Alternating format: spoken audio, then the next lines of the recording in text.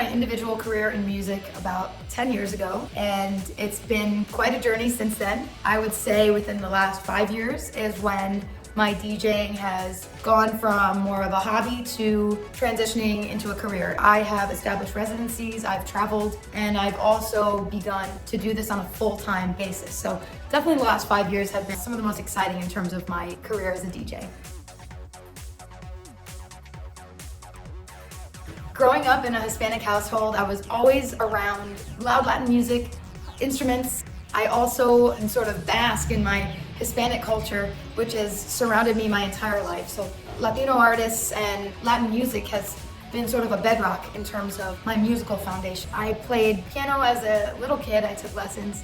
My uncle was a drummer. So I do play a small little bit of drums, a little bit of guitar, a little bit of keyboards. I really do enjoy all sorts of music. I wish I played more, but those are probably the three that I can dabble in a bit of. I was always influenced by none other than Michael Jackson, the king of pop. Other DJs, such as DJ Ragoza, who is an amazing local turntablist, which has pushed me to strive to emulate his style, and even reaching out to him and creating a friendship with him has been something that has been a highlight for my growth and my overall potential as a DJ. So those are exciting connections for me.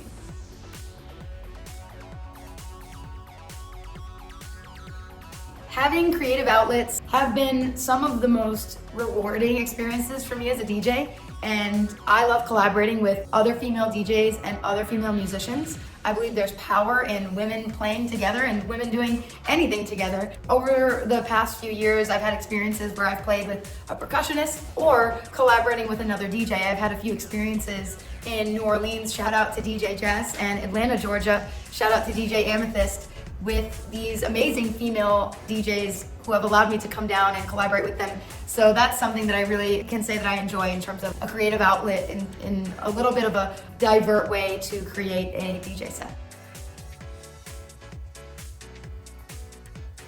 As a DJ, I do have experiences both here in the United States as well as internationally. Some of the residencies that I've picked up over the years have been Coyote Ugly in New York City. Still really great friends with the original Coyotes that I started performing with. I've played again in New Orleans, in Atlanta, Georgia, New Jersey, New York, Pennsylvania, here in Connecticut, internationally as well. I actively do outreach on my Instagram every week, and 3 years ago, when I was able to submit my information to be a DJ at an international CrossFit competition called the Dutch Throwdown, the next day I got a call. I was being invited to the Netherlands to be the resident DJ, which led to me meeting my friend DJ Jack in Eindhoven, where I was able to DJ salsa at a very amazing Latin club. And I have been the resident DJ of the Dutch Throwdown for a few years, and I'm looking forward to going back post-COVID. It's just been an amazing journey in terms of outreach and seeing the result of my outreach.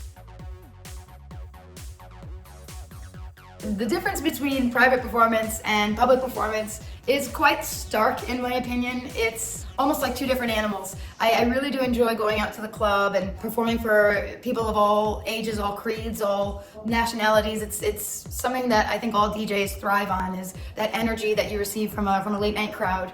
And then there are private events and weddings where it's a little bit different. They're more structured. There is more of a relationship between the client and DJ that has to kind of develop.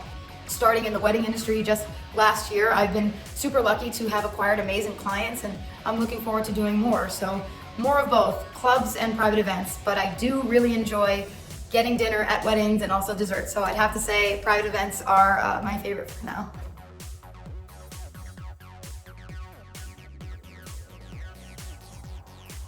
As a member of the LGBTQ community myself, I have had many opportunities within the community to create residencies, to create different events. And that is something I pride myself on, especially being an LGBTQ DJ in this day and age. I feel like it's more of a strength to offer that representation to the wedding industry and private event industry. I have, for the past 10 years, solidified my course of my career as a DJ in the gay club scene here in Connecticut as well as New York City. I absolutely love performing during New York City Pride. It's an event where everyone gets together and we celebrate everyone's differences and in one gigantic day of bliss, in my opinion. So being able to offer that representation is something that I'm super excited to bring to the wedding industry, to the club industry this coming year, as well as the next years to come.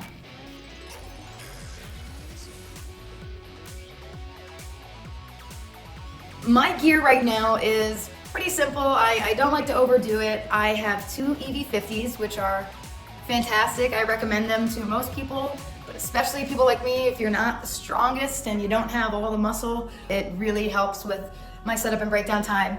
I play on an SRT 1000 right now. My personal odd favorite controller that I use is my SB3.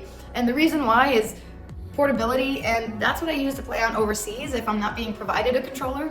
They're small, light, and they fit in a suitcase, so why not? But yeah, right now that's my basic setup, and you know, EV50s and EV30s are what I primarily use during my weddings and private events.